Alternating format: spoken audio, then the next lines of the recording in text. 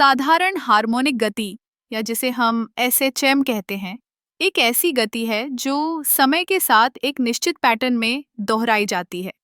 इसे समझने के लिए हम एक सरल उदाहरण लेते हैं, एक झूला। जब आप झूले को एक तरफ धकेलते हैं और फिर छोड़ते हैं, तो वह एक निश्चित समय के अंतराल में आगे पीछे होता है।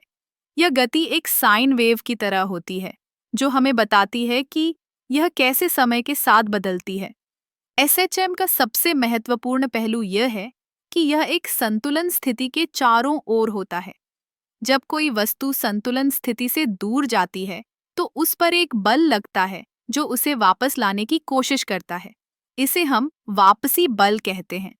यह बल वस्तु की विस्थापन के विपरीत दिशा में होता है और इसकी मात्रा विस्थापन के सीधे अनुपात में होती है। इसे हम हुक के नियम से समझ सकते हैं, जो कहता है कि बल ए कांस्टेंट एक्स विस्थापन।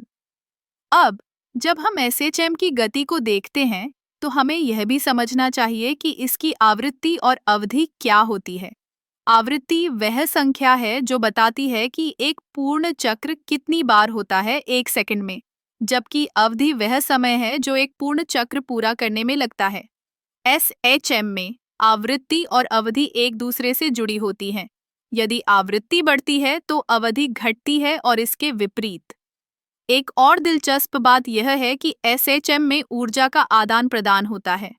जब वस्तु संतुलन स्थिति के करीब होती है तो उसकी गतिज ऊर्जा अधिक होती है, जबकि जब वह अधिक विस्थापित होती है तो उसकी संभावित ऊर्जा अधिक होती है।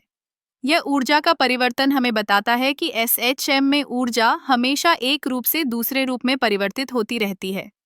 एसएचएम का प्रयोग कई क्षेत्रों में होता है, जैसे कि संगीत, इंजीनियरिंग और यहाँ तक कि खगोल विज्ञान में भी। उदाहरण के लिए, गिटार के तार जब बजते हैं तो वे एसएचएम में होते हैं। इसी तरह पृथ्वी की कक्षा में ग्रहों की गति भी एसएचएम के सिद्धांतों पर आधारित है।